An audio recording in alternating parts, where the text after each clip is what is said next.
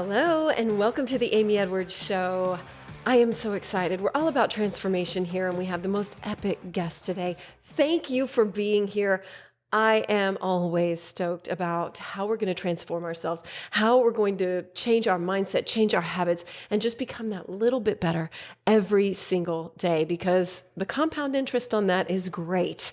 Because by the end of a year or 10 years, how much better are we? And I don't even necessarily like to put it in concept of better or worse, but I guess moving into our highest form, our biggest version that we can possibly imagine, which is bigger than we can imagine, right? Mm. Right. So today we're going to sit down and talk with Rebecca Naylor. Rebecca is a friend of mine. I am so excited to have a conversation with her because, well, I'll tell you why in particular in just a moment. But Rebecca is a medicine woman, an intuitive development coach, and a women's rewilding guide. You are on a mission to revillage the planet with communities of well-sourced, untamed, and spiritually nourished women living in the fullest expression of their sacred, wild, feminine dharma and restoring balance to the earth. Yes, hell yeah. You are also the founder of Kambo Spirit Path and co-founder of Wild Roots Women's Rewilding Retreats and the Wild Woman Mystery School, with our mutual amazing friend, Bijou Finney, also known as the Mushroom Mamacita. And so I'm excited to talk about your relationship with her too, because I think that you guys got to know each other through me, maybe? Mm-hmm. Yeah. Yes. How cool is that? And she did Kambo with you before I did, yes, if that's right. And then I've done that with you too. And it was quite an amazing and unforgettable experience and purifying in many ways. And so you're so knowledgeable. But one of the things that, and I can't wait to get to all your knowledge, but one of the things I want to start off talking to you about is that what is your relationship with words and expression? Because I think you use words better than, and I'm really into words and what we say, but you are so thoughtful about it. And every time I read your writing, I just get tickled because I'm like, oh my, here she is again, like showing up with the most beautiful way of expressing herself. Like even when we sat down or we're planning this, you were like, I can't wait to sit in podcast ceremony with you. And I was like, we are sitting in podcast ceremony. Why haven't I ever thought of that? So anyway, have you always been like that? Or is that like just one of your expressions? Like, because I don't think I know anybody else that, like, if I had to choose somebody, I would choose you, that is just so good at effectively expressing yourself and making someone else feel so loved and seen. It's really a gift. Truly a gift. Amy. Yes. My heart's just like, open. So open with you. I love you. Coming from someone who talks for a living too. I'm like, yes. Such a compliment. So into it. It's such a compliment. You know what it is? Coming from me, it's like a huge high compliment. I wish I could be as well expressed as you are. So. I feel like you are. I feel like you are. Thank you for that reflection. Well, thank you for saying that. But really, when I read anything that you've written, so everybody, you could probably go read her posts on her Instagram. And let's see, what is your Instagram handle? It's Water Love Weaver. Water Love Weaver. Mm-hmm. And so, yeah, people could go start reading while they're listening even and check out your beautiful expression. So has that been something that you've always had a natural affinity for? Yeah, let me sink into that question. That's such a beautiful question. Yeah, words, they create our reality, right? And 100%. Yes. And words carry such a powerful vibration for the energy that we're weaving into this world. And I wouldn't say that I've always been completely aware of the language that I use, but definitely over the last few years, it's something that I'm very conscious about. I also love playing with words. It shows. I've always loved playing with words and creating like fantasies and even fantastical worlds with words. And Did you write when you were younger? I did. Okay. I wrote a lot when I was younger. Like a lot younger. of creative writing or poetry and stuff? Yes, and very, very vivid imagination, and, grew up in the forest and had, a cadre of many imaginary friends. that I communicated with all the time. I bet they had a lot to say. Absolutely. Yeah.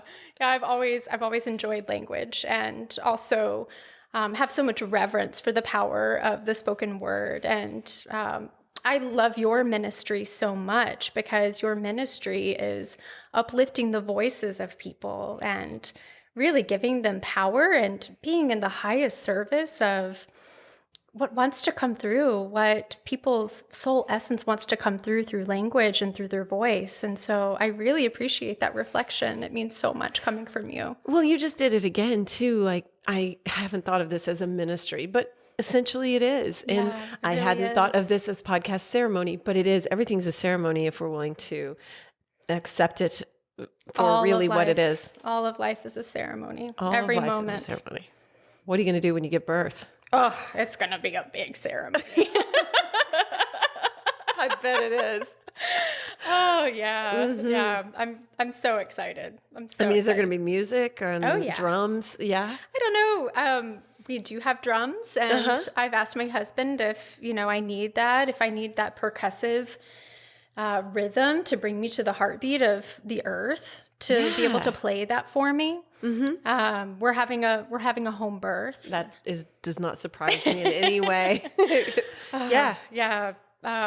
And there's going to be water involved. Of course. Of course. Of course. You got to have all your elements. Absolutely. Yes. Yeah. Oh, good. I'm excited for you because Thank you. I reflect back. The point is have a healthy baby, right? Yes. But I do wish I'd been able to do some of those things, but my births were very different than that. And so anyway, you go with what you're dealt, and it's going to be Absolutely. beautiful for you. I'm very excited for you. Thank and that you're having a girl, which is girl. more goddess energy and all the things that you've been birthing. So, which we talked about a little bit. You are birthing this Wild Women's School. So it's only fitting that you are birthing Yeah. a daughter, Yes. like literally. So Yes. how are you feeling as you bring all this forth into the world? It's really so beautiful the way that this has all been very divinely guided and very much by her soul and her spirit. I think that I've shared with you that, I've tried to get pregnant for years and had, miscarriages and losses with pregnancy, and it just wasn't the right time. And I just knew on a soul level. It was really at the end of last year when we were calling in our intentions for this year. 2022 is the year of the heart in sacred numerology, 6 being the number of the heart. And so when I sat with my intentions, I knew, I was like, this is the year. This is the year our daughter's coming in. Whoa. And so we made all of these plans to really anchor and create a foundation this year for going into a ceremony of conscious conception. And so it started with some work in the Amazon with Amazonian plants for fertility and also ayahuasca. But I also, at the end of last year, is when I started planting the seeds for this rewilding work that Bijou and I have been doing together. And so very much the journey of cultivating fertility, fertility with creating life within my womb, and also creating fertility and doing this work with women has all coincided, and it's all been very divinely guided together. And I have no doubt that her soul she's been guiding me on this journey and on this work, because this is the legacy work that I love to do and that I really came here to do. And getting to create a world for the women that I'm able to serve, where they feel more liberated and empowered and strong, and free in their lives and in their bodies. It's honestly, it's such a gift. It's such a gift. And getting to do it with her along with me, it's been incredible. How special. It's been very special. Yeah. I've been thinking a lot about divine timing today. Today, as a matter of fact, I drew like cards about patience, and I thought, it's not really about patience in life. It's about just accepting that it's all in divine timing. Yes. Would you agree with that? Oh, absolutely. How Did you have setbacks around that with miscarriages, with like, and so how did you deal with that? And how do you come back to that divine time? Because now you're sitting in a perfect example of it. Like, oh, yeah, of course, but what happened during those times for you? Yeah, that's such a great question. I think that, women losing pregnancy, we all go through so many different portals of our own experience. My own experience was really coming back to this place of surrender and trust and acceptance that it wasn't the right time. The first time that I got pregnant, it actually resulted in me almost losing my life. And so it was a very deep shamanic initiation into the portal of grief, into the portal of death, and also coming to terms with my own mortality and even healing wounds around, fears of, stepping into motherhood could even, possibly take my life. And we all run that risk, yes, really. we all run that risk. We do. Exactly. Yeah, you called it shamanic death initiations, which I've never heard that term before. And I thought that was really interesting. You had the death of your mother 2 weeks before your wedding, which I did not know. Yeah. I had the death of my mother when I was 7 months pregnant. Really? Pretty Wow. sudden, actually.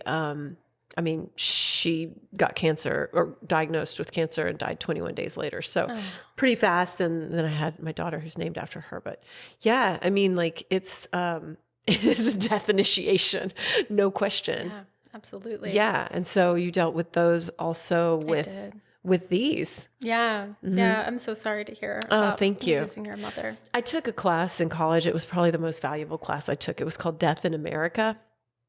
And it taught us about all different, it was about death initiations in this country and how we deal with it, because we don't have as much of a culture around it as basically every other culture. But we do have some rituals about it. And it was really fascinating. And she brought it to our attention a lot. We did a whole segment on miscarriages and those deaths and how impactful those are. Yeah, they really are. Yeah. The death of my mother, again, divine timing, being 2 weeks before I got married, was going through this major rite of passage. Big time. Yes. Big time. Yeah. And my mother's death was very sudden. I won't go into all the details of how she lost her life, but it honestly brought an incredible amount of closure and healing to our relationship. Our relationship when she was incarnated it was quite difficult. It was really challenging. She had substance abuse problems and she never had the privilege or the resources to be able to heal her own trauma. And I didn't have the capacity to really know how to completely hold space for her at that time. And so when she crossed over, I was able to hold her. I was able to be a doula for her as she left and transcended into the other realms. Amazing. It was amazing. It was one of the greatest gifts I've ever been given in my life. I was with both my parents when they died. Were you really? Yeah, and my sister too. And amazing. Not only was it a gift in just their passing, but also for me and her together. Yes. To be together for that was really So I can imagine, what that was like. Yes, like the woman that brought you into this world, that held you as you took your first breath. Yeah. You were able to hold her as she took her last breath. That completion. What a trip. I never really thought of it like that. I mean, right? Yeah. I mean, the completion of that cycle, it's so sacred and it's such a gift, and not everyone's given that opportunity. No, it's super rare. So rare. And I was blessed with that opportunity, and it was a catalyst for so much change and transformation in my life, and also a huge awakening where all of my spiritual gifts that I had shut down, they all started to come back. And I was guided, and my mother was speaking to me, and I was able to communicate with her in the spirit world. And we just started to form a different relationship than we had ever had when she was incarnated. And And it's beautiful. It's absolutely beautiful. I have There's such something a reverence. Yeah, there's something liberating about Yeah. it, you know, and I don't mean that in a bad way. Of course. Right. Yeah, I understand. Yeah, but so much reverence for it's change. It's Yeah. change Yeah. ultimately. So, what year was that? That was in 2016? 2016. Okay, cool. And then not cool, but it wasn't as long ago as I was thinking Yeah. it was. And then your miscarriage was when? So I had an ectopic pregnancy that resulted in a hemorrhage. That was in 2018. So that was 2 years later. Wow. And I ended up getting a life-saving surgery, but the experience of that whole day and how it transpired, it was very much a ceremony.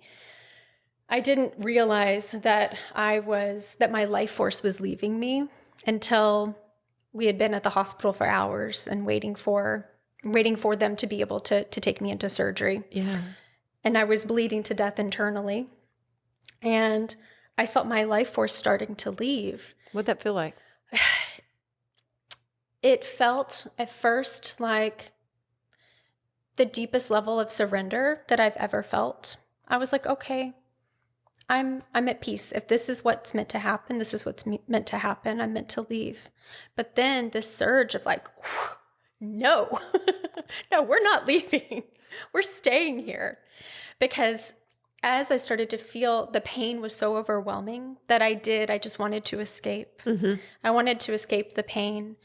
But I also knew that, oh my gosh, I have so much left here to do with my mission. And that's when, spirit came in and gave me courage to be able to stay. Mm-hmm. And I was able to get that surgery. And, but yeah, it completely changed me. It changed me on every level, as it was meant to.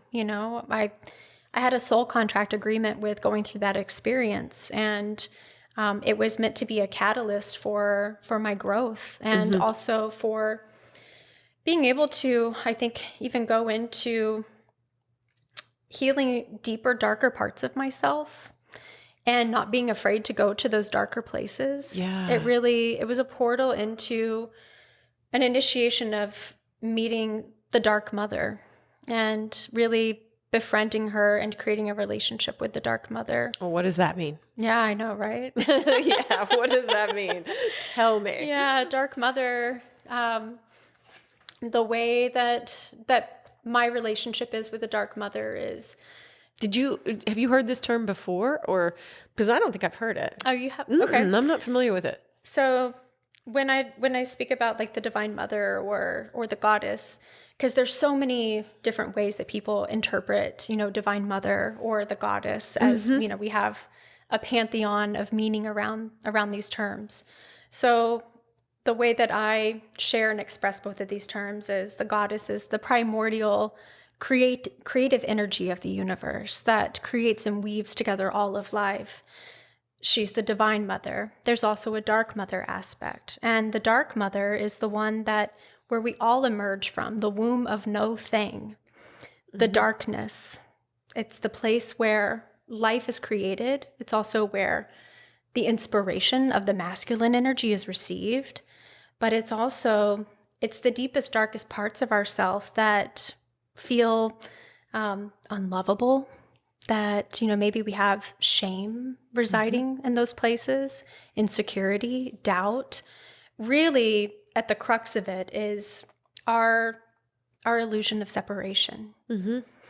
And so by befriending the Dark Mother, because I experienced so much trauma in my body from that experience, the trauma of, knowing that, feeling like I was going to die and lose my life. And then coming back to that trust that I'm connected.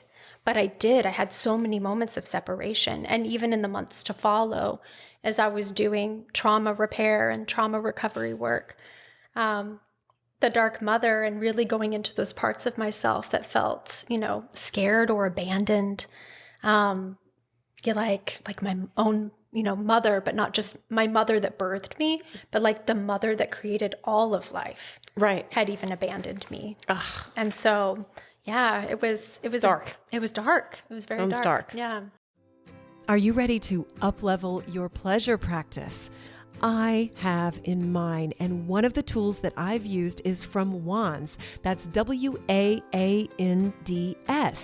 One of my favorite items that they have is the cervix wand. It is their #1 best-selling glass pleasure wand for vaginal and anal de-armoring. That means more sensation. That means more getting in touch with your body. It's designed for cervical and G-spot stimulation, and it has helped thousands of women become more connected to themselves and their own pleasure while supporting them to heal pelvic pain through self-yoni massage. So if you are curious about getting more in touch with yourself, then I have an offer for you. You can get a discount using my code Amy Edwards, but if you use the link in the show notes, you can get 20% off from Wands.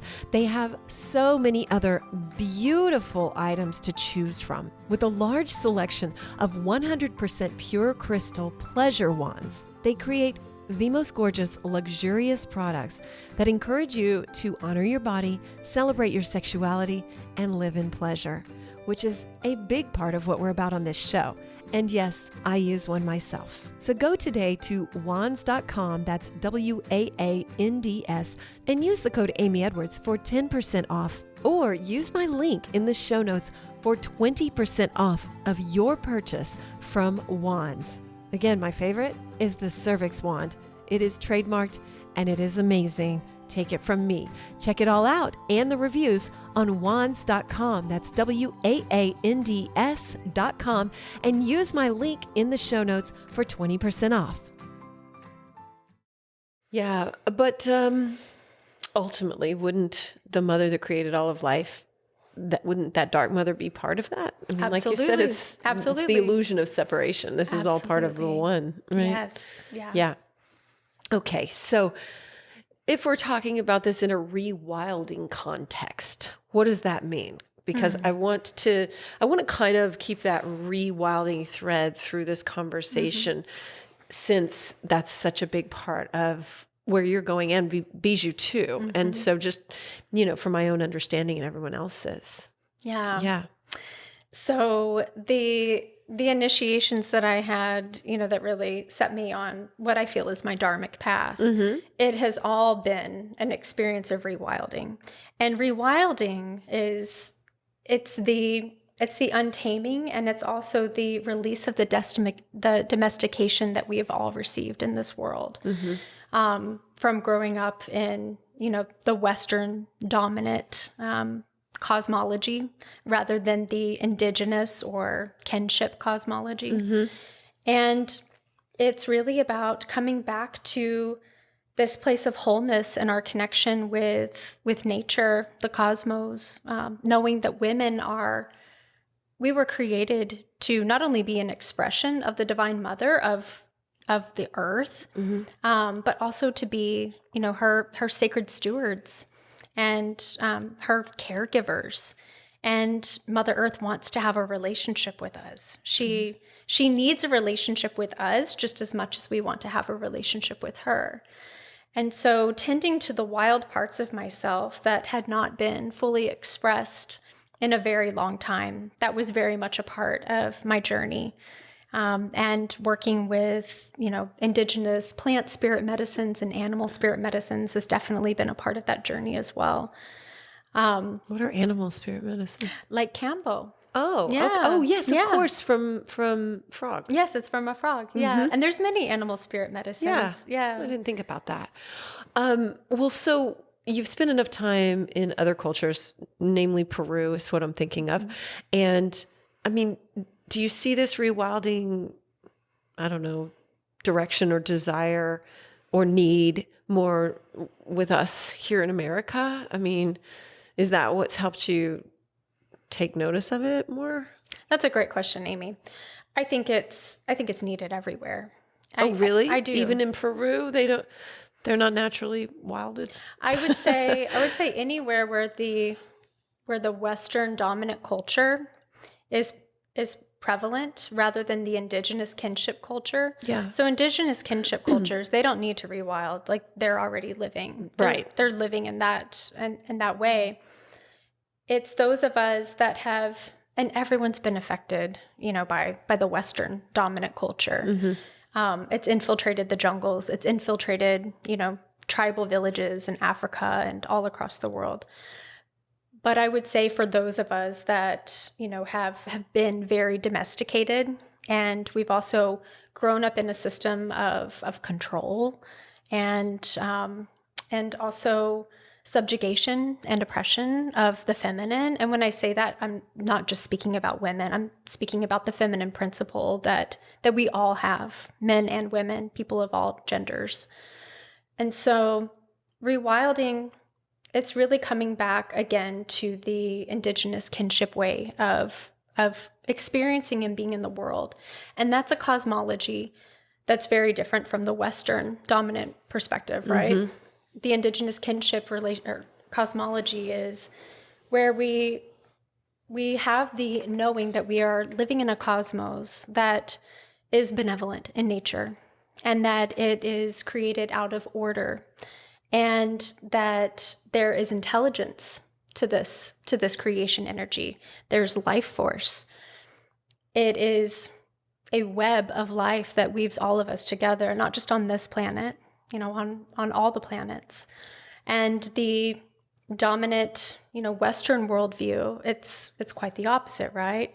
Believe that there's a God somewhere outside of ourselves, or maybe not even a God at all. Maybe there's a scientific lens to it, and it thinks that all of this is, a evolutionary conundrum that we've all ended up here through chaotic events that don't necessarily have any intelligence or order.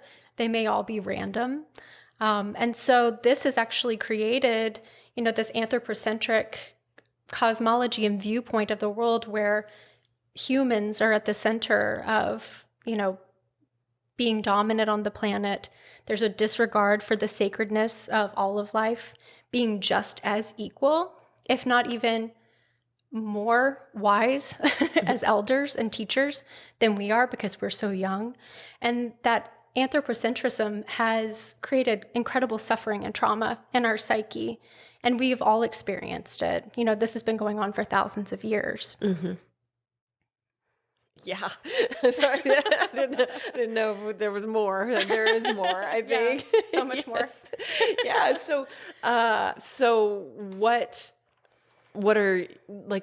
processes have you used? I know you've used a lot of indigenous medicines, and so have I. And I think I am understanding more about rewilding myself. I really like the concept. I am very much in agreement with everything that you said about oneness and wholeness and connectedness and order, and not this random chaos, And I mean, I think that just it's very silly of us to even think that we can understand it, Right. It's Totally. really, I mean, so I majored in philosophy and religion, and at some point I was just sort of like, who cares? So we're not going to figure it out. We're just speculators. We enjoy trying, I guess. I know this morning I was driving and I was listening, that song Vogue by Madonna came on. Such a good song. And yeah, such a good song. I turned it up really loud, and I was remembering the first times I listened to it, and I thought, and she says in the song, strike a pose, there's nothing to it. And I thought, I remember when I first heard this, and I thought I didn't know how to do it. I didn't know what it meant. Someone had told me before the song came out that there was a dance trend called voguing, but I still thought I didn't know how. And then I started just mulling that over and thinking, why have I thought so many times in my life that I didn't know how to do something and that there was a right way? And that has been a running theme through my whole life that I've had to get past. And somewhere along the way, I was domesticated in this idea of there's a right way and we'll tell you how, kind of. And so I think that I just thought I needed to be told how. And that's been a constant process. I mean, up till just not even that long ago of me getting past that. And yes, I've done plant medicines and everything else, but it's been meditation, it's been internal work, and it's been realizing that there is no right answer. But that is a process of rewilding, I think. And it just what you were saying really hit me as I was thinking about that today, and how many of us, I don't know, I can only speak for myself, I guess, but how much of my life I have looked for the way rather than looking internally for the way. Yeah. Thank you for sharing that.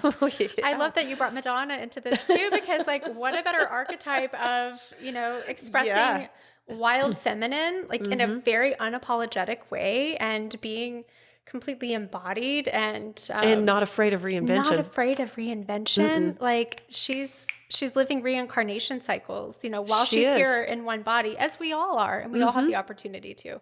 But yeah, I love it that you brought Madonna. But yeah, what you're sharing and expressing is, we've grown up in a society where our caregivers, our parents, they also didn't have the tools or even the understanding to teach us to go within. We very much. No, certainly not. Exactly. Yeah. And that's the dominant, masculine energy. Again, nothing to do with men. This is the masculine energy where there's an importance, and also a significance placed on the acting, the thinking mind, rather than the receptive and control, the intuitive. Doing, all those things. Exactly. And so yes, of course, many of us have been conditioned and trained to not go within, to look for the resources within. And so we are the ones that, incarnated during this time to be able to break the vestiges of that, and to shift the paradigm. And, we're doing that for our descendants. You're doing that for your daughters. I think you do it so beautifully already. Thank you. Yeah, absolutely. I like having the opportunity, and I like having daughters, and I like, just what it's showing me. And, Yes. You're going to feel the same way, right? Like, it's just such a good thing. Like, I'm just, I don't know. I don't know what I would do with a boy, but I'm sure, everyone figures it out. You'd and, be a great mom you of get any that children. Thank you. And you get that healthy feminine for men too. How do you see that in your relationship? My relationship with my partner? Uh-huh. Oh, that's such a great question. Oh, good. So that brings to mind a story, actually. Okay. And one of the ways that I think it's really powerful when doing this rewilding work. So I'll take a couple of steps back before I answer that question. Okay. So when I started holding spaces for women to rewild, what really came to the surface was that most women were only witnessed in certain roles or facets of our life. Like we're witnessed as a mother. Ain't that the truth? And we take it on too. Exactly. I mean, not to fault us, but we do. Right. And we're witnessed as a partner, or as in our vocation, how we, show up in this world. We rarely have the opportunity to be witnessed in our raw, wild, feminine power. And that can feel so scary. That can feel so scary if you've never done it before. But it is one of the greatest gifts, because it is so liberating. It is so liberating to be able to taste what it is, to take off all of the masks, to release all of the domestication, and to also be witnessed by your sisters, by other women. So when this is held in a group container, the magic is in being witnessed. And also to not only be witnessed in your power, but also in your vulnerability, and to be held without judgment. This is our church. This is our medicine. This is what our ancestors, long ago, before things shifted from the matriarchal to the patriarchal society.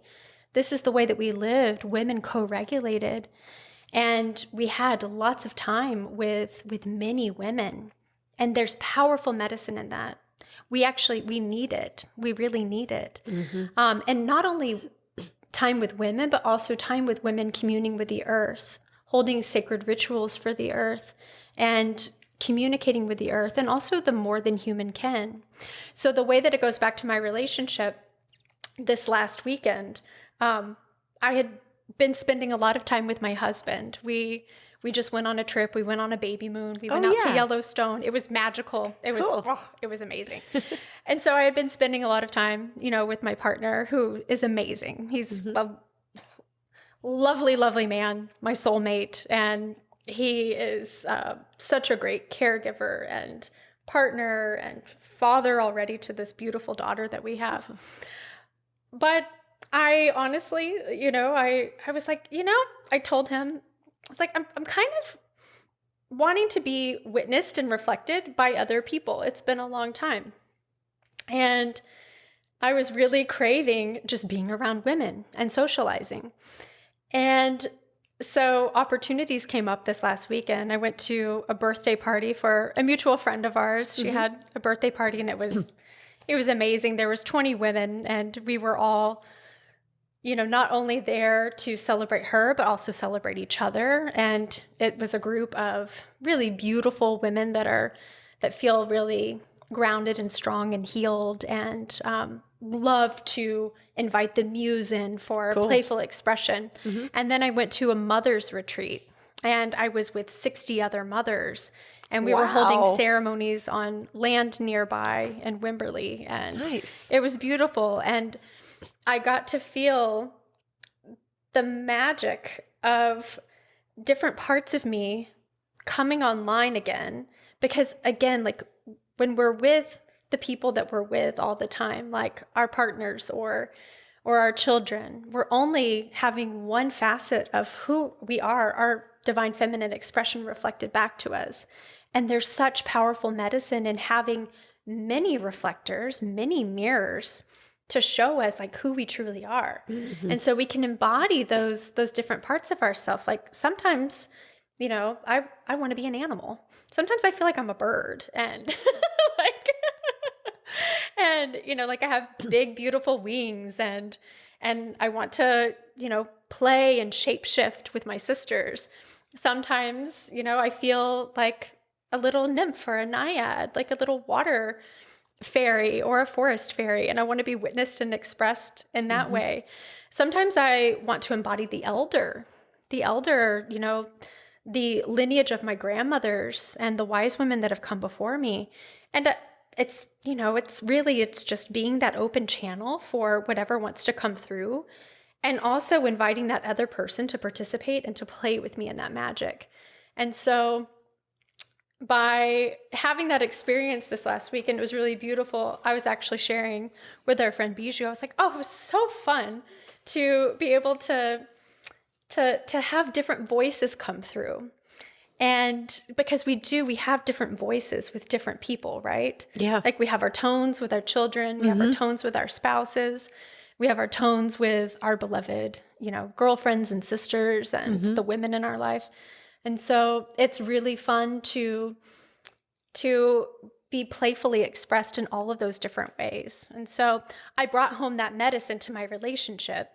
And I was sharing with Tyler, how fun it was to be able to play in all those different realms with different women, and how that feels like my church, Yeah, for sure. It is. Absolutely.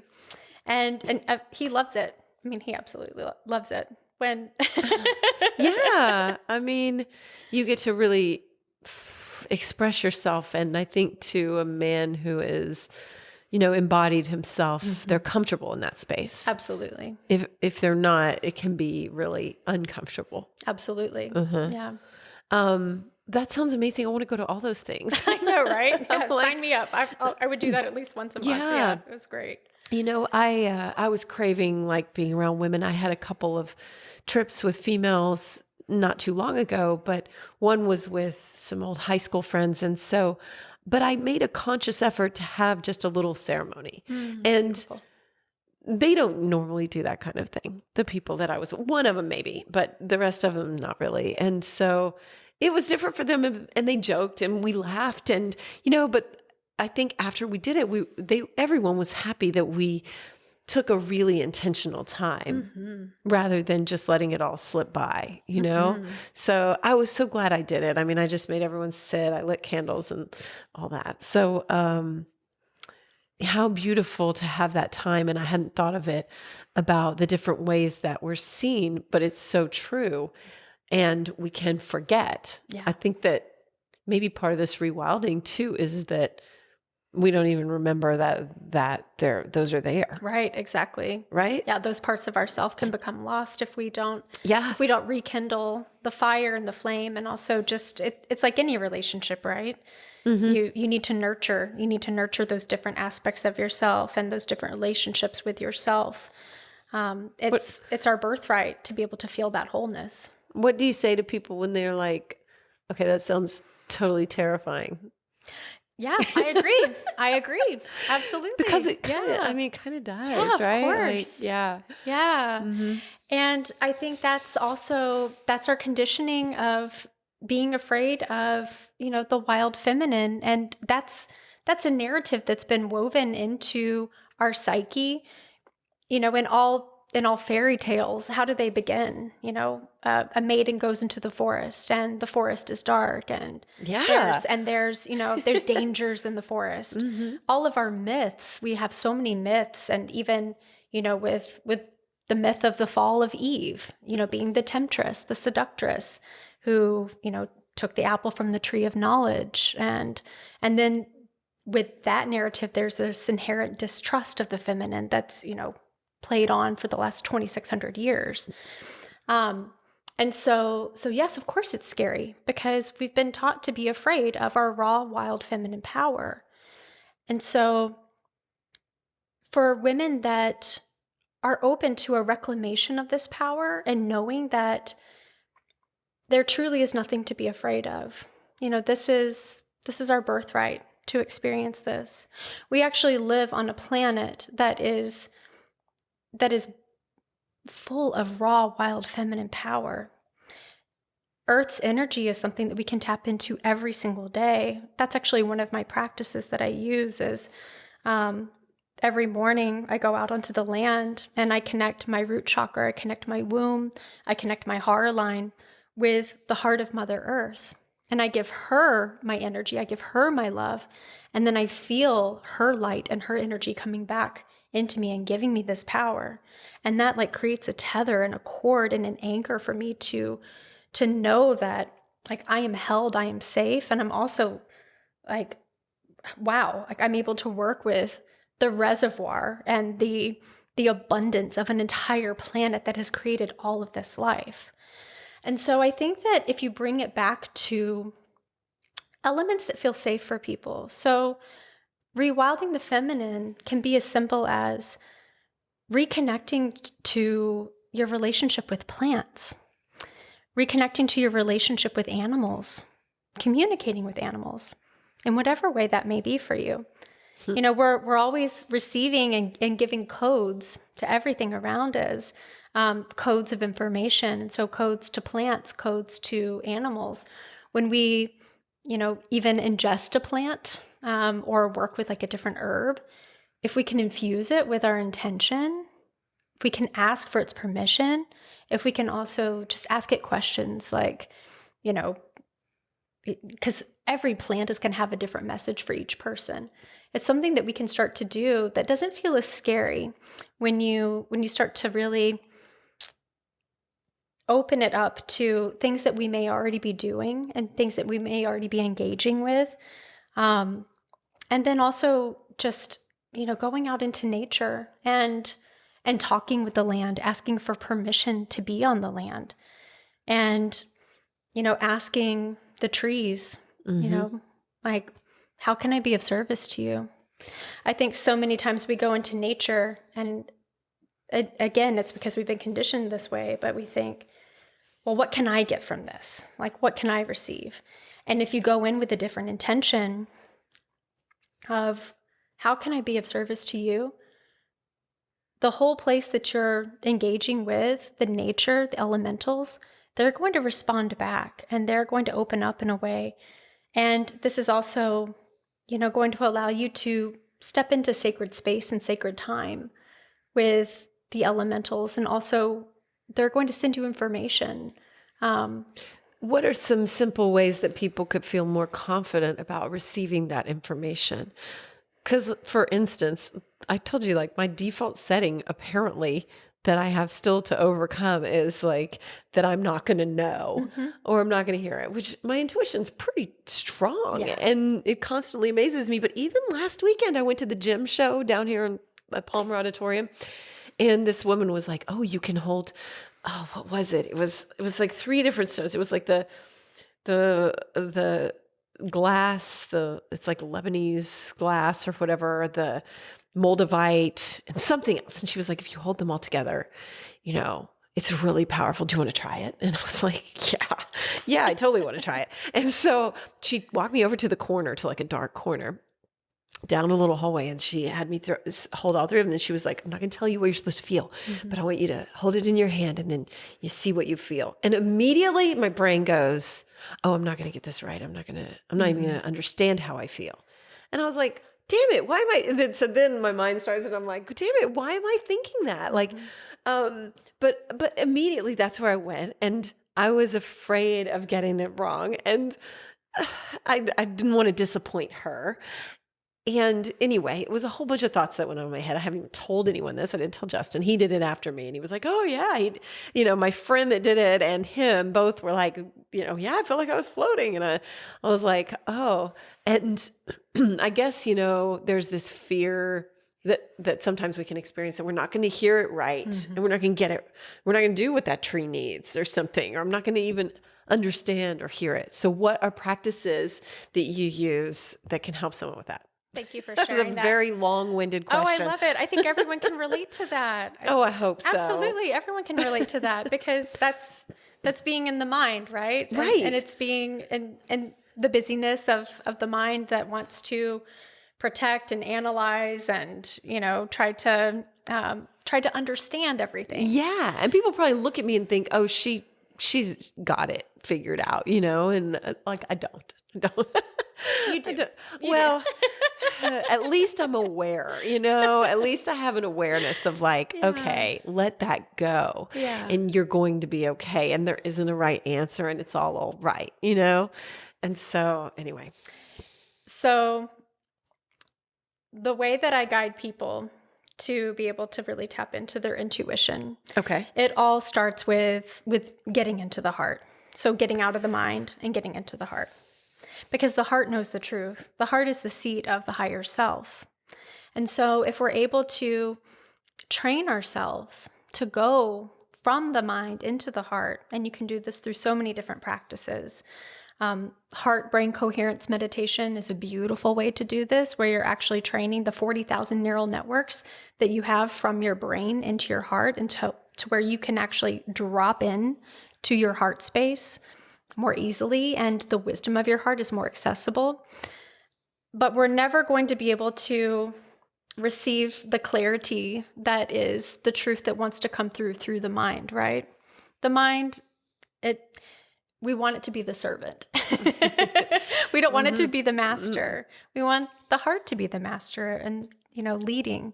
And so cultivating practices that allow one to drop into the heart space and to get into that place of complete trust and knowing and surrender that whatever comes through is exactly perfect. I like to live in a world, and I do live in a world where I believe that, everything, like the most woo things that you can possibly think about are completely real, because that's a lot more fun. But True. That magic and, telepathic communication, and we're all psychic, we're all intuitive. I mean, we truly are. And it really starts with cultivating that strength within the heart field. And also, when I talk about opening up the heart, like that sounds really lofty and great, but sometimes we have a lot of things within the heart. We've put a lot of barriers, we've put a lot of protection and walls around our heart. And so we need to do a little bit more deeper excavation to be able to remove and dismantle those walls. And so that's a lot of the work that I do with women. it is to help them really get into a place where their heart field feels open and safe, because so many of us have had to protect our hearts. Our hearts have been broken. We've had tragedies, we've had traumas, not just in this lifetime, but we are also carrying it, from our ancestors as well and from our caregivers. And so when we're able to open up the heart. What does that look like, though? What do you do with a woman to get her to open up her heart? Because sometimes I just tell mine too. Yeah. I think Michael Singer, who wrote Untethered Soul. I love Michael Singer. God, Yeah. me too. I love the Surrender Experiment. It's a great great book. too. Yep. And I listened to that one, I think, and I read Untethered Soul. But he's got some lectures on Audible, but I think it's him. Like, no, maybe I'm thinking of Ram Dass, but there's a lot about just opening your heart and, just open your heart, and I'll just like sit and think that, for a while. Is that effective? Absolutely. Feels effective. Feels pretty good.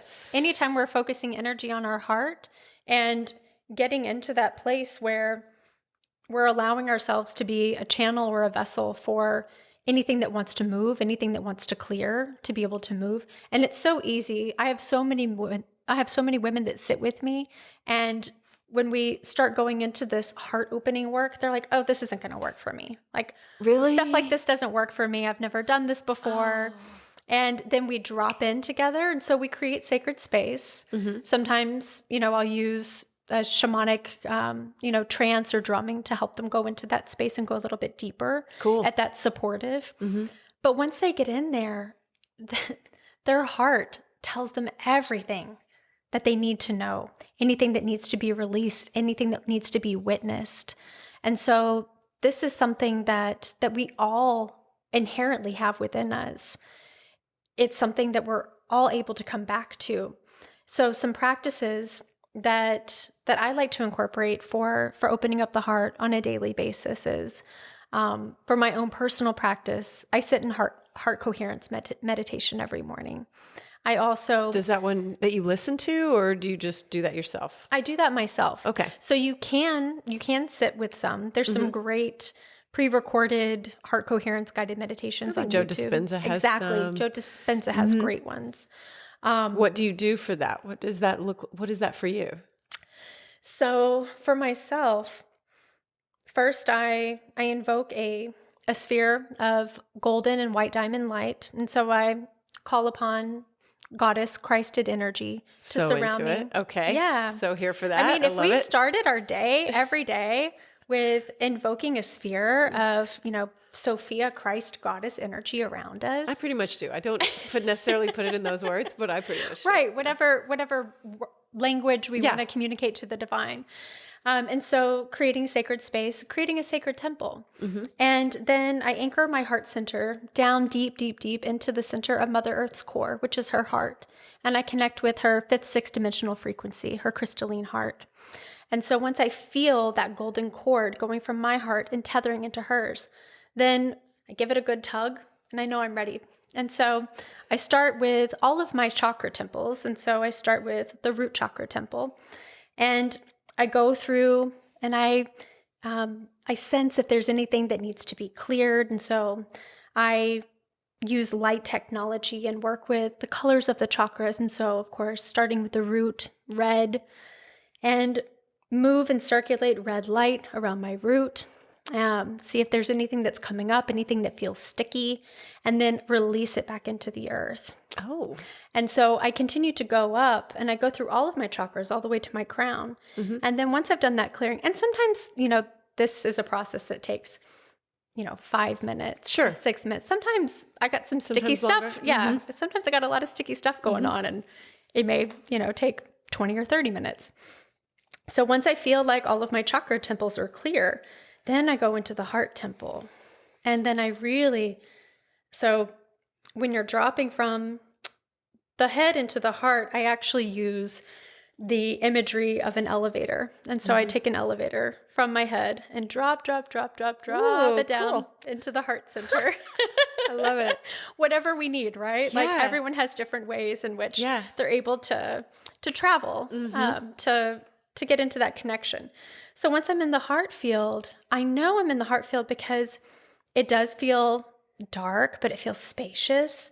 It feels completely open. And it also, our heart is where it is our interdimensional portal. It's our Merkaba that we have within our body, where A it is what? Merkaba? a Merkaba. I don't know that word. A Merkaba is it's a sacred geometric symbol figure that Okay. we're able to invoke or create. We actually have an entire Merkaba field like around our body. And so this is how we're able to also travel into different realms of consciousness, different densities of consciousness.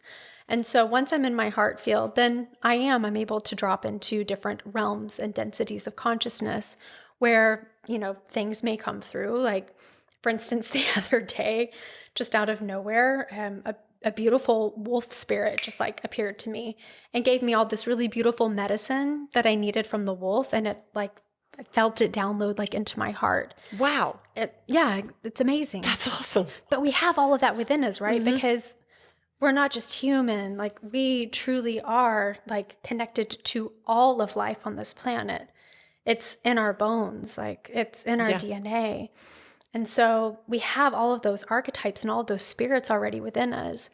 Once we start really getting into those different frequencies where we're able to access those, like they start to come up and they start to make themselves present and known, and they can become our allies and our teachers, and we are able to communicate with them.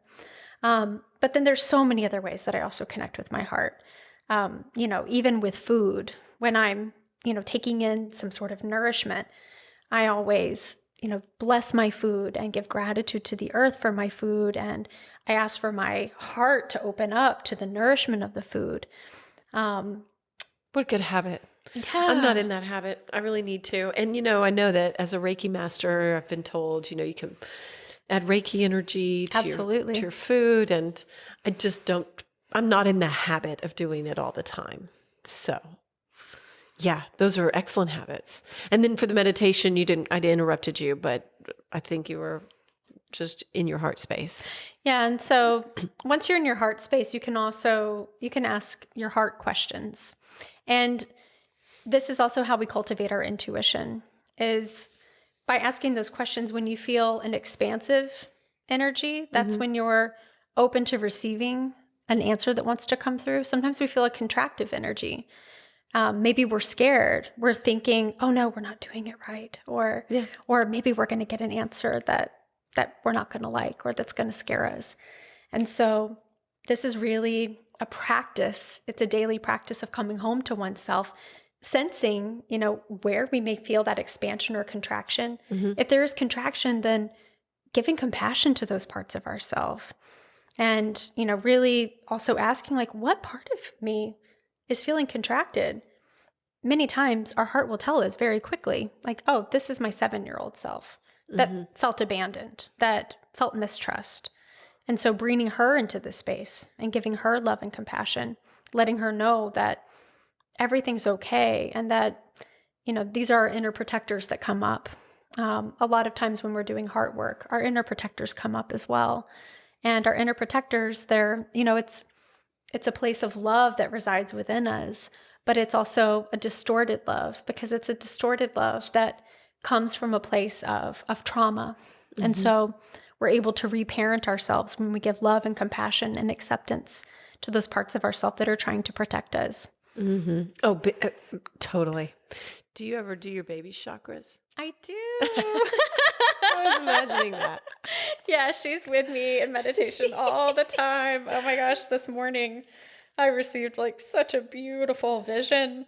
Can I share a quick little story? Yes, please. Absolutely. So knowing that I was coming on your show today, I was, I stayed in the throat area a little bit longer. And when I was opening up my throat chakra temple, the cosmos was like illuminated in my throat, and all these stars and the vastness of space. Wow. And then I felt my baby girl, and like we were all, like both of us, we were just like opening up to be this like river of light and stars, the cosmos moving through. And I was like, oh, this is so wild. This is so juicy. This is so good. I'm so So grateful, like get to connect Sounds with beautiful. get to connect with Amy today. Yes. And It's all blue, like throat chakra. yeah, And, absolutely. Yeah, it was like a sapphire blue, and yeah, just that's so. what I was picturing. Good. I love it. It was your medicine coming through too. Oh, thank yeah, you. your beautiful, beautiful voice activation medicine. I felt it. Thank you. beautiful. Thank you. That's been a work in progress for me too. And just paying attention to those chakras. I'm appreciate you sharing your process, because I think that those are really powerful tools that we have so easily. Like they're right here for They're right us. here, You don't have to go anywhere special. You don't have to figure anything out. You don't have to do anything special. Like for me, I know that maybe a year or 2 years ago, I think it was, I just felt like if I did hape or anything like that, like I would feel nauseous. I would feel sick. And I was like, finally, I realized I had someone point out about my yellow chakra, like your my solar solar plexus. plexus, and that's where our intuition lies.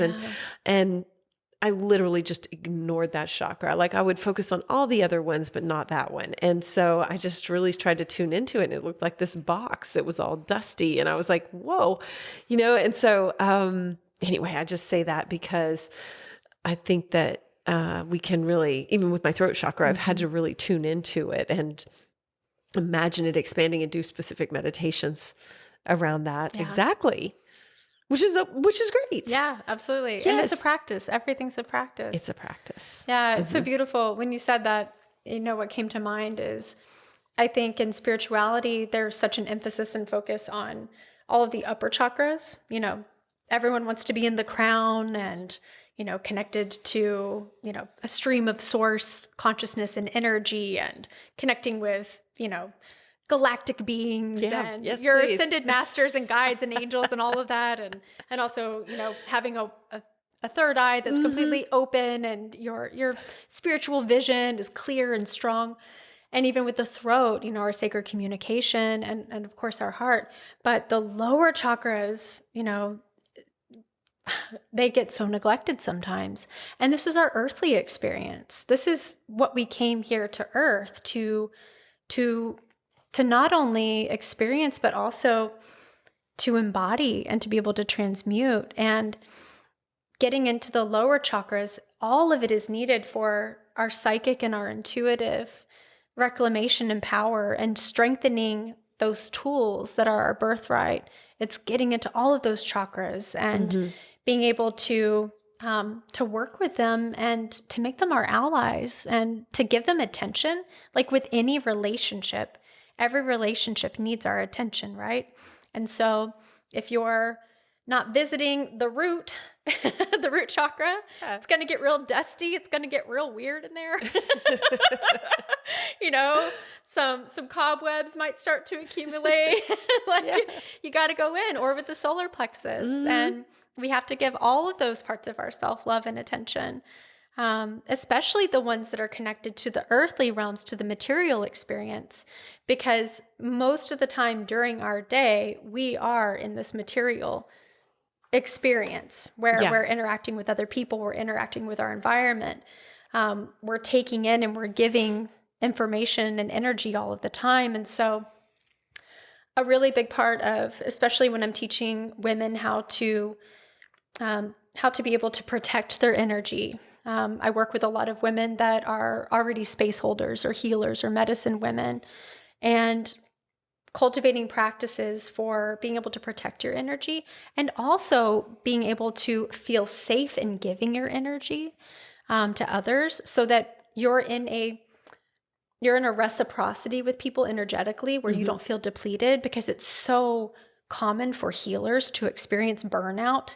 It's common for everyone to experience burnout, not just healers. Yeah. But a lot of people that, that are in vocations of being of sacred service and holding space for people, sometimes they haven't developed or cultivated the tools to be able to protect their energy, and they give so much, and then they feel energetically depleted or drained. And so there's different tools and techniques and practices that we can use to amplify the life force, the protection, but also give your chakras the ability to be strong, and to also be protected from other people's energies, but also to be able to give back in a way that feels restorative. And so it's so important. It's actually, one of the most important practices that we can be doing is giving those parts of ourself, our energy body, attention and focus every single day. Every single day. What do you do when you go to bed? What are your practices like there? Oh my gosh, that's such a great question. Oh, I'm sure they're going to change in the next few months. Totally. Oh my gosh, I cannot tell you how much I am soaking up Yes. these last few months of You'll be back. Yeah. But it's just going to shift. Yeah. I know. Yeah. Well, so I have many different practices that I use for going to bed. I do a lot of dream work, and dream work is also how you develop your psychic and intuitive, how you strengthen your tools, and your skills. And so, What does that mean? that's a great question. Okay. So for doing dream work and remembering dreams, we can set an intention before we go to bed to be able to remember our dreams. And so when I'm going to bed, I have a going to bed practice where first I grid myself, I grid our home, I grid my loved ones, my spouse. You got to tell me what that means. I don't know what that means. I grid them in light. And so Okay. So I grid everyone in light, Okay. in golden light. And kind of start here with my vessel, and then move out, and then grid even my pets, Okay. the land that we're on and that we're stewarding. And then I call in protection. And I ask for any ancestors that are healthy, well, and wise, if they want to communicate with me in dream time, if they have any messages that want to come through, that I am open to receiving their messages and to being a channel.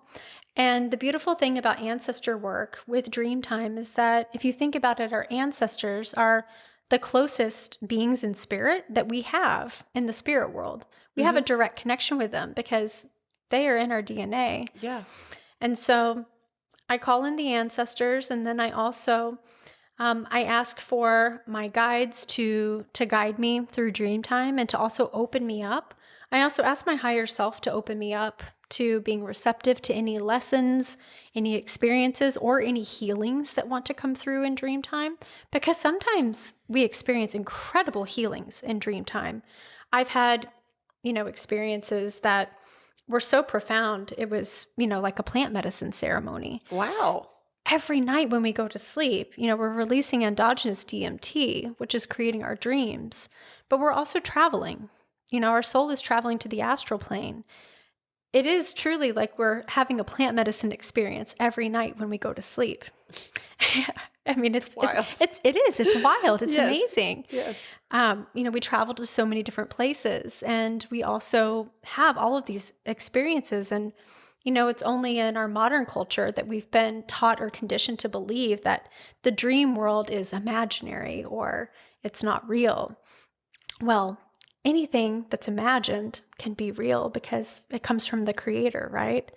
And so we do step into a completely other realm when we're in our dreams. And so to be able to bring back the lessons, the metaphors, the symbols of our dreams, because dreams like to communicate with us in metaphors and symbols. And it's really difficult for other people to be able to completely interpret your dreams because you're going to have context and awareness for what something means to you.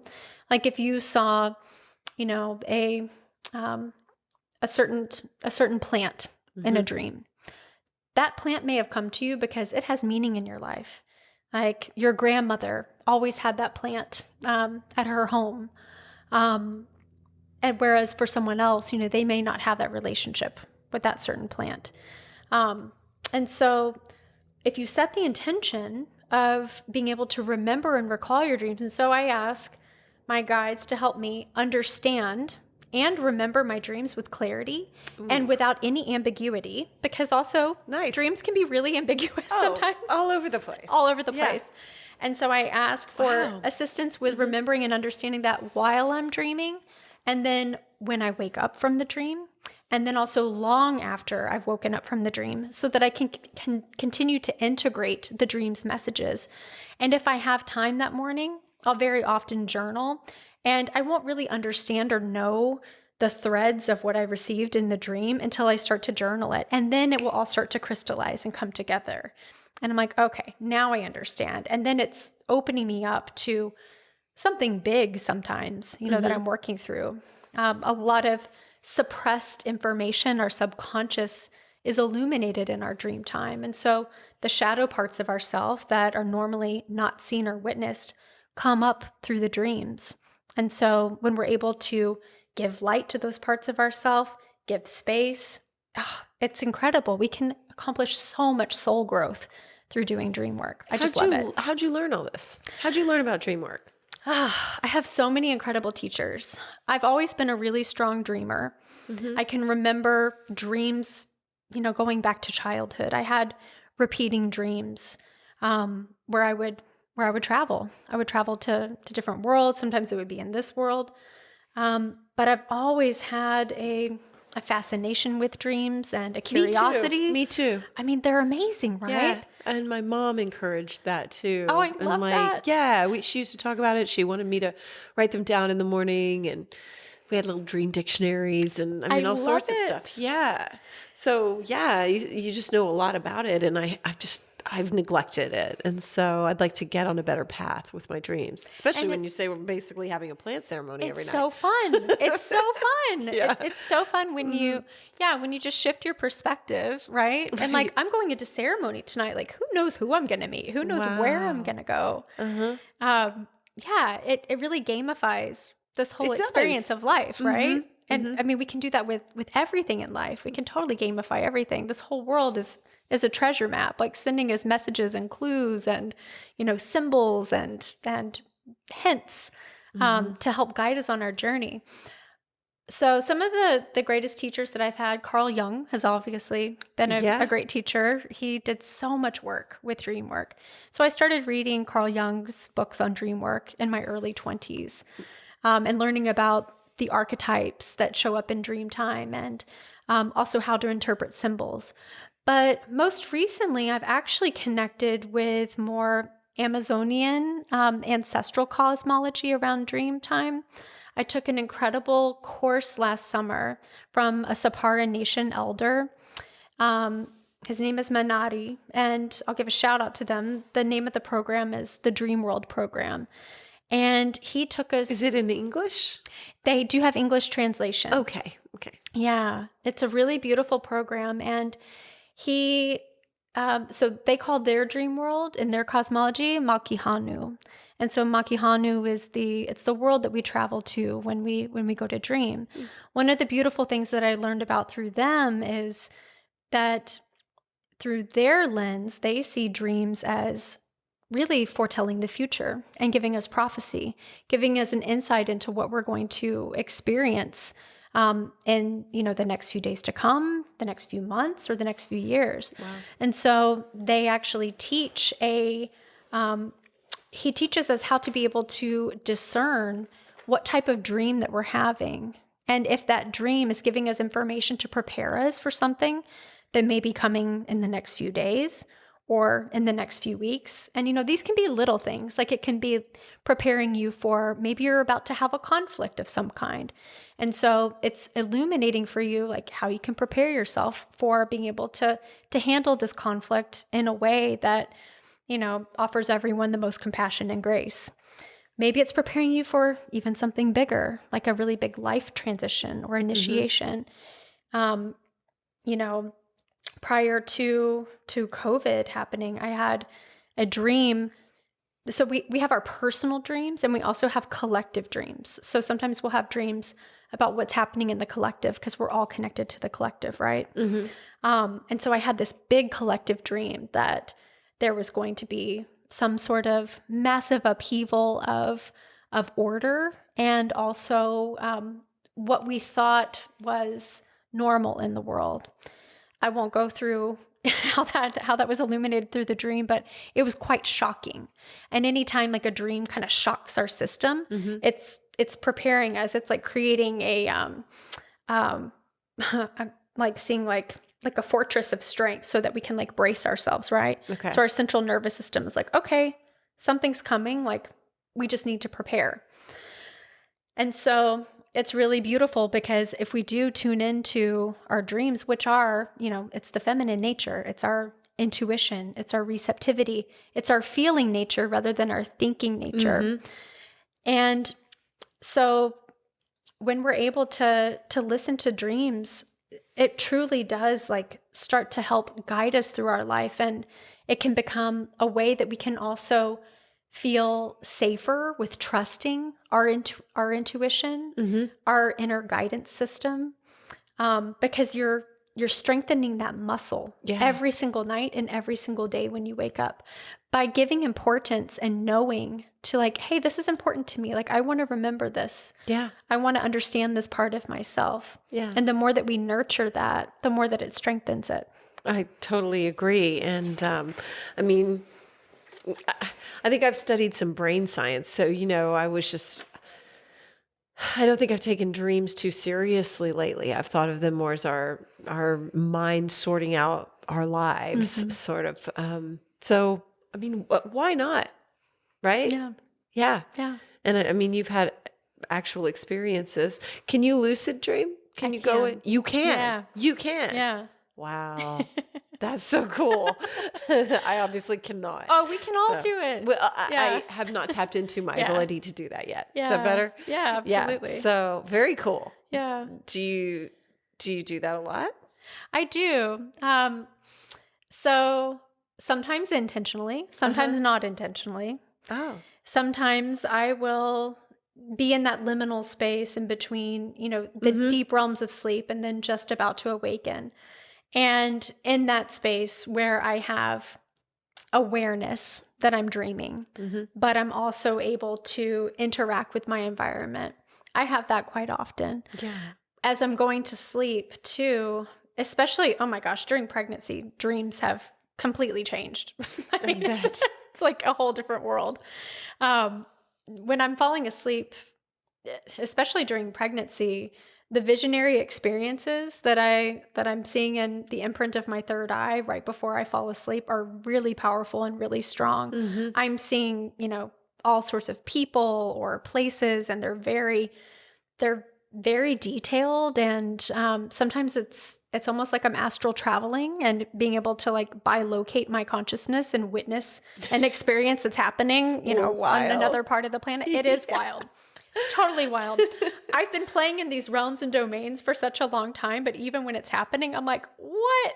What is going on? Like, this is so wild. But yeah, it's really beautiful and it's really healing. And another way that I tap into lucid dreaming is intentionally. Sometimes I go into a shamanic trance or a shamanic state. And so I'll use the drum and I'll get into a place of trance. Sometimes that's with movement, sometimes it's not. And I'll guide myself intentionally into either traveling into the lower world or into the upper world, and connecting with beings that are allies and guides to help me if I have like a question or if I'm seeking some sort of medicine. Yeah, that I can totally imagine. And especially with all your experience with plant medicines, it seems easier to access sometimes when you have that experience. It can. Yeah, absolutely. I think so. I think that working with plant medicines, it does, it opens up your mind. It opens up your consciousness to knowing that we do have access to all of those different realms within us and also, all around us. So yeah, it can definitely expand the muscle. Yeah, exactly. To where it pushes your zone out a little bit. And so you're just, at least for me, I've been able to access things. I feel like I can recall what that feels like. And then you tap into it a little bit easier. Yes. And that's not to say you can't through meditation or something like that. You can. It's so beautiful though. The plant medicines, they help us remember how to do that. Well, and I like that. They help us remember that we can do that. We don't always need, a plant, or any sort of mind-altering substance that we have we have an entire pharmacy within our brains and our bodies already. Yeah. And we can tap into those. But the plants, they are such a beautiful pathway, and also the animal spirit medicines too, to help us remember, Yeah. because sometimes we forgot that we have access to those doors. Yeah. I was remembering a ceremony that someone I know did, Caitlin Howe. Oh, I love Me Caitlin. too. And she did a ceremony where you spoke your intention into water and then drank the water. And it was a lot like a plant medicine ceremony, you know? And I watched this documentary that was recommended by Andy Skull, who was on here a few weeks ago. And she recommended that, and she was talking about the power of water. And in that documentary, they were talking about speaking intention to water too. Do you do that? All the time. All the time. Every day. Yeah. Yeah. But yeah, every What's the wildest thing you've done with water? Oh my gosh. I have to think about that for a second. Have you spoken some wild intention? Have you had some sort of an out of body experience? I mean, all of it. Yes. all of it. Oh yeah. Water. So, I think that we all come into this world with, if you think about the anima mundi, the soul of the earth, the soul of the world, or the soul of the universe, every being has an ecological niche with the earth or the planet that they incarnate on. And when we're able to tap into what our ecological niche is, and what I mean is, plants and animals and elementals, like, they never forgot their ecological niche. Like, the bear knows that it hibernates and that it hunts on salmon, and then it scratches its back on a tree, and the butterfly knows that it pollinates, and my tortoise knows. Your tortoise knows, how to be adorable and give a lot of love, and also how to be a tortoise, but also, all animals, all of life, all the elementals, including water, like, they know their role in this universe. Humans seem to be the only species that have made a contract, with the universe to forget this on some level. But we've forgotten that. And so I had the privilege of being able to go into journey and ceremony over the course of like a whole year. It was something that was intuitively guided, but it was to know and understand, like, what is my ecological niche? Like, what did I come here to the planet to do, to be able to give my gifts to the planet, to make the planet whole, that only like my soul song can truly share with this planet, and that can only be expressed through this vessel.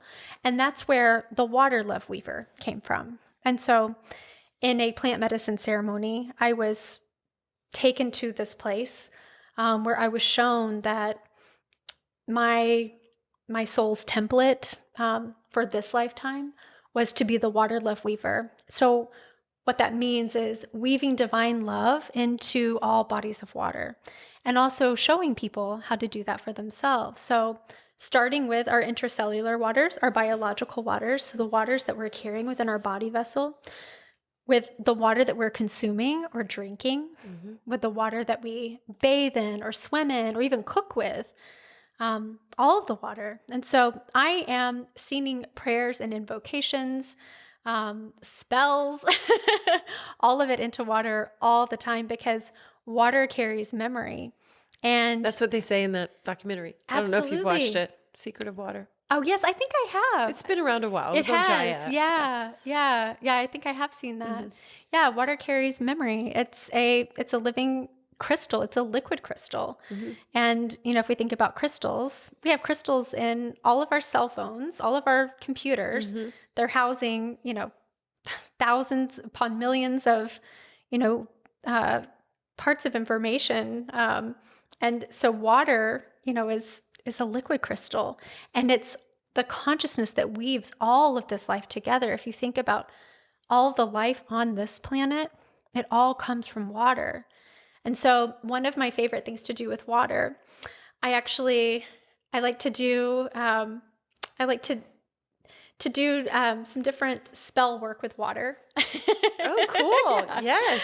So one of them is working with lunar magic. Okay. And so making moon water. And so taking a vessel and pouring water into the vessel and pouring your intentions into it. And, that can just be as simple as holding your hands over the vessel and then praying or speaking your intentions into the water. And then letting it sit under the moon and charge with the moon's lunar energy overnight. And then drinking that water in the morning and sitting with that water in ceremony. And so, does it have to be a full moon, or can you do this with any moon? No, it can be any moon. You can do it tonight. Okay. Yeah, you can do it tonight. And the beautiful thing about the moon water, so if you think about the moon, she is our luminary of the divine feminine, of intuition, of feeling, emotion. Also, she's connected with our waters. She moves all of the waters on this planet. The moon has a very special relationship with water. Oh, totally. And if we're made of water, 70% water, then of course we do too. Yeah. With the moon, it makes sense. We're actually molecularly 99.93% water. And Wow. so volumetrically, we're 70%. It diminishes over the course of our lifetime. When we're born, we're more like 80 to 90%. By the time we're like in our 80s or 90s, depending on what your hydration quotient is. But we're, somewhere at like 60 to 70%. Wow. Okay. So aging can actually be seen as a process of dehydration over time. I think they said that in that video, and I was like, oh my God, what? Let me go pour myself some water. But yeah, so what I like to do is I like to ask, the moon if it has any medicine that I can give it, and also if it has any medicine that I'm meant to receive at this time. Any lunar magic that I can weave into the way that I'm showing up in this world, the service that I'm providing to this world, and also any magic that wants to be infused with my ministry and how I'm showing up to be of service to others. You can also use it to help strengthen your psychic and intuitive powers. The moon loves to help us with developing our psychic and intuitive powers because we're so connected to the moon's wisdom as women. For the first, or I would say, 40 to 20,000 years ago, we were a lunar culture where, we were a goddess worship and matriarchal culture. And so that's a really beautiful way to work with water. That's something that anyone can do and access. And it's also fun. And then I really invite you to sit with it, in quiet and hold ceremony and listen what comes up. And you can ask the water questions. It's a beautiful, beautiful practice. Your daughter's so lucky to have you as a mom. I'm so lucky to have her. Oh my God, you're going to be such a awesome mom teaching your daughter, because I know you're just going to consciously teach her everything. Oh, she's teaching me so much. Oh my goodness. That'll continue. I have no doubt. I have no doubt. Yeah. And then don't get discouraged if you feel like she's not listening. When you teach her stuff, they're picking it up. Totally. I swear. But yeah, gosh, she's so lucky to have you as a mom. Yes. You. All right. So I want to cover now that we've gone into dreams and water, I want to talk about the project that you and Bijou are embarking on, which is called Wild Woman Mystery School, which goes a lot with rewilding, right? Yeah. And so I think that Mystery School, you said on here, defining and demystifying Mystery School culture and goddess worship. So why don't you speak to that for a minute, and let's have a conversation a little bit more about that. Yes, thank you. Thank you. I feel like Mystery School it can have such a charge when people hear that, because there is this, undeniably, it's in the name, it's inherent in the name, a mystery. Like, what is a mystery school? Yeah. And the mystery schools are, they're basically, we've had mystery schools over the last several thousand years, and they were protecting the rites of passage. They were protecting the ancient wisdom teachings from when we were in a time where we were connected to the earth, where we were connected to nature, where we saw ourselves as being in this, playing a part in the great web of life before the disconnection and the separation and the forgetfulness. Yeah. And so the reason why they're mysteries is because they had to go underground in order to survive, in order to protect this wisdom. The church wanted to control and overpower people. And mystery school teachings give power to people. They give power to people by knowing that their divinity is inherent, it's within them, and that they also have a divine connection to the earth and to the planet. And so there was, definitely overt agendas to, try to keep this power and this knowledge from people. And it was successfully done in so many ways. We, especially those of us that are descendants of European heritage, we have hundreds of years of ancestors of women that were murdered for being called witches. And a witch is just a woman that had relationships with the earth, relationships with plants, and relationships with birth and death, with midwifery, and also with sacred rites of passage for helping people transcend when they die. Mm-hmm. And men too, actually. And men there too. Were some men too. Exactly. Yeah. Wild, but it yes. is. It is. I mean, when I think about it, sometimes it's overwhelming to think, wow, that went on for hundreds of years. And this knowledge was lost on so many levels. Mm-hmm. But the people that kept the mystery schools alive, like they protected this. And I think about like what they had to go through in order to protect this sacred knowledge for us, and how much love that takes, because that also requires so much courage, right? And so the Wild Woman Mystery School is really birthed out of me and Bijou, our shared love for wanting to protect and share this beautiful sacred knowledge with women, and also for, the generations to come. Mm-hmm. And so the Wild Woman Mystery School it's helping women to come back to this remembrance of our sacred, wild, raw, feminine power. And the initiates that we're calling in, that decide to work with us, we're taking them on this journey of connecting with those parts of themselves that may have felt lost or forgotten, with connecting with maybe the medicine woman that they have within. Mm-hmm. I truly inherently believe that all women are medicine women. And what I mean by that is, I don't mean that all women are, holding ceremonies and giving medicine to people, or even, shamanic in any ways. What I mean by medicine is we have this ability to create and give birth to life. For those of us who don't, we also, all women have this beautiful relationship with being a fractal expression of creation herself, of the goddess mother of earth. We have a relationship with the plants. We have a relationship with the animals. And so all women have this inner medicine woman that may be calling to be expressed and shared with the world. Also, a part of the Wild Woman Mystery School is healing our motherhood wounds and our sisterhood wounds.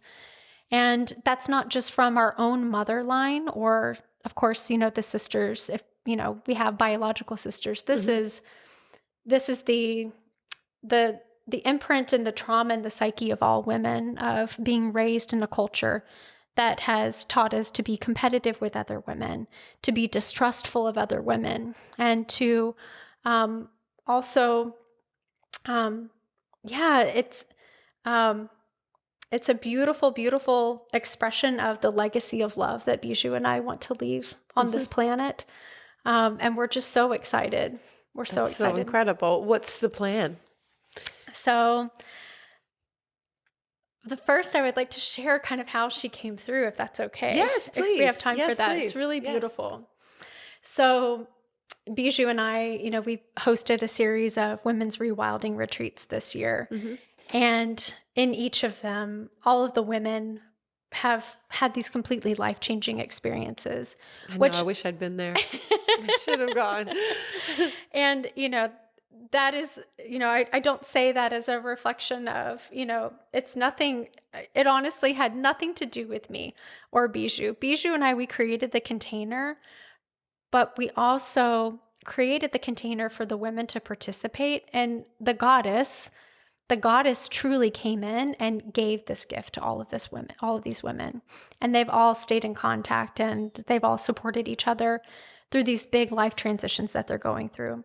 So upon completing our most recent one, we closed our retreat container on the summer solstice, and Bijou and I held a ceremony on her land. And after we held that ceremony, her and I, we looked at each other, and all of a sudden we were just like in this frequency where we looked at each other and we knew we wanted to make a commitment ceremony to each other. Oh, wow. And so we ended up having a spontaneous sacred union, cosmic union ceremony on her land, right by her creek. Yeah. At the retreat space. And it was so beautiful. We both had all of this. We couldn't even explain it. We were feeling the love and the power of the goddess, and also really what that land gave us. Mm-hmm. That land gave us so much, and it gave everyone that was there so much healing, because we were in deep communion with her. We were in deep relationship with her, and that's how the earth wants to interact with us. We want to have like a reciprocal relationship with the earth, where we're communicating with the earth and where she's communicating with us. And so after we had that ceremony, it's like it took us making that commitment to each other for the mystery school to come through. Did y'all say vows? We did. Wow. Yeah, we said vows. It was all completely like spontaneous, and it was beautiful. That sounds beautiful. It truly the creek was. trickling by.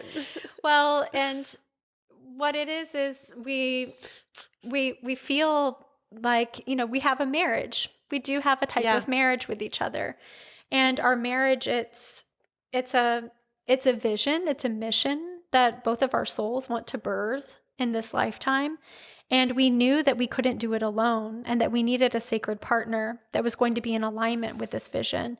And so that commitment ceremony is what consecrated and gave rise to the foundation of the Wild Woman Mystery School coming through, because we knew that we wanted to take this magic that not only we had experienced in these experiences with the retreats, but also all of the women, of course, that they had experienced at the retreats, where they found parts of themselves that they never even knew lived within them already. And they came back and they brought this medicine back to their tribes. They brought the medicine, that they received from the land, from the goddess, back to their families, back to their communities, back to their places of work. Some of them completely changed vocations. Wow. And so we got to... I'm not surprised, actually. Not at all. Right? Exactly. Because it's an awakening. Like, oh, wait, like my soul wants to be on this path. And so we've also been able to witness and doula those experiences for those women. Mm-hmm. And so the mystery school gives us the ability to scale this work to where we're able to open up a bigger container. Yeah. Because a lot of the feedback that we've received is not every woman has the ability to leave her home and go to a retreat for several days, or they just want to be witnessed and seen and surrounded by a community of sisters that are like-hearted, where they can share these things that they're moving and working through, where they can cultivate these gifts of working with medicine, working with plants, some of them psychoactive, some of them, just medicinal. Yeah. And also learning teachings of mysticism, of, the Gnostic teachings, and also connecting with the cosmos and the interstellar wisdom that we all have access to. And so we created this school for it to be a place where it was safe for all of us to be able to come together. I call it like a cosmic teaching lodge. And so perfect. I know, right? Mm-hmm. But that's what it is, right? It is. We're in the cosmic teaching lodge, where it's a safe space for us to be able to share these teachings, these wisdom teachings. And so a lot of it is earth wisdom. It's taught from the indigenous kinship cosmology and world perspective. And it's also deconditioning, again, the domestication that we've all had, for us to be able to tap into those reservoirs of our intuition, our psychic nature, our feminine receptivity, and also to be able to harness that medicine and that power to take back out into the world, because this is really at the root of where this vision came from. We truly know that when the restoration of the imbalance of the feminine on the planet is healed and restored, because we're in a time of repair right now. Feels like it. It is. It's absolutely a time of repair. Yeah. And so part of that repair is restoring the balance of the feminine energy on the planet. And we really see the rebalancing of this feminine energy. It's going to change all of the structures that have been built that are keeping us separate, that are creating illness, not just for humans, but also for our more than human kin, for the earth herself. Mm-hmm. And so restructuring our political, our social, our family systems, our financial systems, our sexual, reproductive, health systems for women as well. And so we really want to empower women to rise as leaders within their families, within their communities, and also, within the world at large, to be able to take this beautiful intelligence and wisdom and power out into the world to create great change, for intergenerational change on this planet.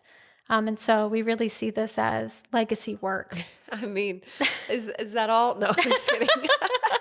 That's magnificent. And, I'm on board. I mean, absolutely. And we would love to have you as one of our guest teachers. She already asked me. I think she called me on the way home from dropping you off at the airport and told me about this. I think it was. So, and filled me in on everything. So, yeah. Sometimes with a goal like that, it can feel overwhelming. Oh, yeah. How do you stay? Do you just take it one step at a time? Absolutely. That is how I approach everything in life, is just all I have to do is just make the next move. Okay, good. I mean, people could hear that and be like, whoa. And right. You know what? Just take it. And taking it on while I'm pregnant too. Yeah. Yeah. But just take the next step. Absolutely. Take the next step. And that's the beautiful thing about creating a sacred business, is that we're honoring the spirit of this entity that is the Wild Woman Mystery School. She's not really ours. Bijou and I, we feel like we're the stewards of her. Her spirit wants to be expressed in a certain way. And so we listen very closely to what her needs are.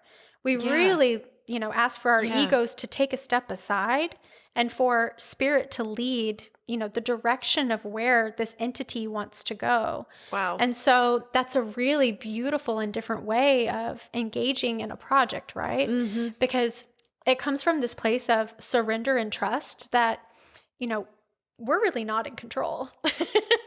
As much as we'd like to think we are. Exactly. We're totally not in control. The goddess, the divine, she's taking the wheel and we're just taking direction from her. So she's the captain of the ship. We're taking her marching orders, and we get very clear information on our divine assignments because we're staying in this place of trust and listening to her. Mm-hmm. And so, every time, Bijou and I are making decisions around the school and, any decision at all. And we're really thinking about, okay, how is this going to not only impact the people that we're working with immediately, but also like future generations to come. And we're asking for guidance in all of these decisions. Beautiful. And it makes it a lot easier when you, again, are able to let your ego take a rest. Mm-hmm. The ego can take a break for a little while and take a step aside and let the heart lead, and also let the spirit of the school. Well, yes, because that is what the spirit of the school is. Mm-hmm. It's not about you. It's not at all. No. And really, when we step away from our ego, we're able to create something bigger because we're not so focused on how it benefits us, but how it's benefiting everyone. Yeah. So, wow. Well, this is exciting. Yes, of course I'll be a part of it. I'm so excited about it. Thank you, do you have a launch date or anything like that? You do? Well, we're looking towards the end of this year. Okay, great. Yeah. So soon after this comes out. Yeah. And people can go ahead and follow Wild Woman Mystery School on Instagram. Yeah, we have so Wild then they Woman can- Mystery School on Instagram, and then our website with all of our offerings and more information about what the initiates can expect from the Woman Mystery School will be coming soon on our Good. webpage. Okay, good. But I think if people follow your Instagram, that's probably good. That's the best place to Yeah, start. that's a good direction. Yeah. And then, get more information. And that'll be in the show notes as well. So Beautiful. well, I'm so excited about it. And congratulations on your sacred union with Bijou. And did you tell your husband? Were you like, Oh, yeah. okay, honey, I need to tell you. Yeah, I'm sure he knows you well enough. He's Totally. not surprised. He's Not like, at all. oh, okay, cool. Yeah. How many sacred unions do you have with people? Just Bijou my and him? husband and Bijou. And your baby. I'd probably my make one baby, with of her. course, That was yeah. already done. Yeah. Okay, cool. I Yeah. didn't know if, you had a few or. No, I've never had a spontaneous sacred union with a sister before. Sister. Yeah, it's something really special. It is. It's But very you'll be ready special. for the next one. You'll be like, oh, I know what this is. Yeah, I mean, if there's, if Bijou and I are meant to be in a throuple, and You never know. I want to be in it. I mean, you never know. I had a business partner for 5 years when I had my clothing store, and she was just the most wonderful person in the world. I don't think you've ever met her, and we're not very close right now, but we're still close in heart, and, we used to say that. We used to say, it's like we're married. And I used to tell her, I was like, I would marry you. Like I love you that much. Like, I love you so much. And so, yes, just a little business tip. If you going into business, somebody make sure it's somebody you want to marry. Yeah. Yes, absolutely. Absolutely. And she probably would have been up for a spontaneous sacred union, I I'm love sure. that. Yeah. How beautiful. Yeah, but it is, it is like a marriage. It really is. Absolutely. It is a union. So anyway, I got off on a tangent there a little bit. I love it.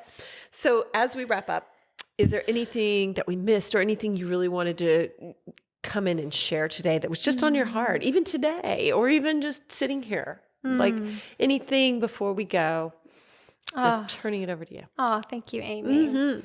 I feel like we've covered so much. We've gone into so many fun places. It's great. I knew we would.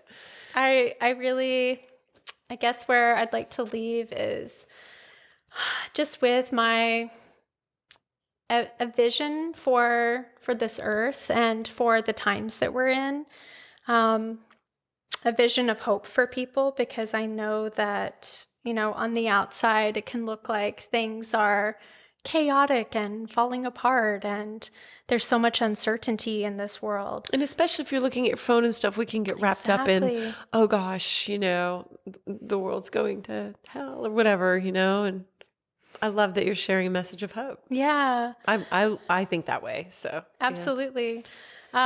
So I wanted to bring in this concept of, and I think that this ties very much into when we're recording this. We're recording this around Samhain. And I love this term. It comes from Norse mythology, and it's called weird. And it's actually where our English word for weird comes from, but it's spelt W-Y-R-D. And so weird is seen as the web of life, and it's also connected to our fate, not just our individual fate, but also our collective fate. And so it is said, through many different prophecies that, this is a time of not only repair, but also of transformation. And our earth is going through her own rebirthing process. And so I really see this as a time of rebirth for all of us. And what a absolute privilege. And also, there are blessings and there are burdens with incarnating during these times. But it's really beautiful that we have so many tools and resources for connecting with community, with connecting with our ancestors, with connecting with plants in the natural world, that we get to write a new myth for what this world is. And we are truly the ones that are the myth makers for rewriting like what our descendants are going to remember for these times. We're the pioneers, and we're laying the foundation for this whole new world that's being birthed. So right now we're in the birth canal, and I mean, it would make sense that I'm using a metaphor of birth because I'm thinking about birth all the time. But, the birth canal can be scary. It can feel like tight and constrictive and like, oh my gosh, what's going to be on the other side? But when we go through and we cross through that cosmic portal to the other side, what a different world of experience that we're going to be in. And so I want to leave with just a message of that. I think that our fate, the webs of fate that we're weaving, it's not sealed by any means. We have to engage, and we have to, be a part of participating in creating the fate that we want to see in the world. But I do think that we truly are destined for, experiencing something completely different and greater than this. And that's why the soul of the world is waking up, and humans all over the world are waking up. And that's really beautiful testament to the power of what's happening right now during these times. We're getting to see it everywhere. Yeah. And we're more connected than ever. So we're able to spread the word. Yes. Like the fact that we can do, podcasts and absolutely and be able to, connect with people through the ethers and, not even just like in a singular point of time across, continuums of time. That's right. It's really beautiful. It's a miracle. It really is. It really is. It really is. I'm never not amazed by it, So yeah, well, thank you so much. I am so excited that you made time to do this today. Thank you so much. And we got to sit in podcast ceremony today. Thank you for inviting me. Oh yes, absolutely. So You're fun. welcome anytime. Absolutely. Thank you, anytime. If sister. something's on your heart, you should tell me, because I really enjoy talking to you, and your way with words speaks to thank my you. heart always. And everyone can find you at Water Love Weaver or Kambo Spirit Path. That's Kambo spiritpath.com. And then, of course, Wild Woman Mystery School on Instagram. Everyone go check that out. I can't believe that wasn't taken. It was meant to. It was meant to be. It was meant to be. It was meant to know. be. Yeah. Yeah, wild. That's wild. Yeah. Yes. Yeah. And then just congratulations on everything you're birthing. Thank you. All of it. Yes. Thank you so I have much. a guess to your daughter's name. I'm going to have to run past you sometime. I would love to hear. I have a guess. Because I know she named herself or something, right? Or it came to you? Totally. Yeah. Yeah. So anyway, I know you're not telling, but I still have it. Well, I think that's everything. That's how everyone can find you. It will be in the show notes, and I just cannot thank you enough for sharing this. And are you still practicing Kambo, or you are? Oh, I'm taking a break right now. I thought you were taking a I'm break. taking a And break. so are you going to go back to that or no? This is how I operate with everything. I just feel into, Sure. am I meant to do this right now? So I think, after I give birth to our daughter and I have postpartum recovery, I'll sit with that and see how it feels. I think I'll be serving Kambo, probably in retreats and events, but I don't know if I'll be doing it as much in like a one-on-one practice as much as because it was in your home. And if you have a baby around, that's a whole nother thing. I don't know. Yeah. Right now, my focus is, of course, the mystery school. And then I also have a private practice of coaching and mentorship with women. So people can reach out to you for that Absolutely. if they so choose. Yes. So, and at Kambo Spirit Path? At Kambo Spirit Path. Or they can just reach out to me on my Instagram at Water Love Weaver. Wonderful. Good. Okay, good. Well, thank you again so much. Thank you, Amy. I absolutely So fun. loved it. It was so fun. It was so fun. You guys don't forget to follow Rebecca everywhere, and everything's in the show notes. And you can also sign up and do some study with her, which I should probably do. It's probably magnificent. I have no doubt. So thank you so much for being here. Please rate, review the show, share it with a friend. If somebody came up in your heart today, follow where your intuition leads you and where that leads you. You never know the difference that it could make in someone's life. And I believe, and I think Rebecca would agree, that we all think of those things for a reason. And that's something guiding us. So share it with a friend. And I just am so grateful for you being here and all the transformation that we're all experiencing, just like everything that Rebecca talked about. How lucky are we to live right now and to be doing this and in this time together? So I'd love to hear your thoughts too. You can find me at Real Amy Edwards, or you can comment on the show, leave a review, anything like that, or simply email me, amy@amyedwards.com. And you can sign up for my newsletter there too at amyedwards.com. I love you so much. Thank you for being here for yourself, and, give yourself a hug, because you're doing something for yourself every time you come here, and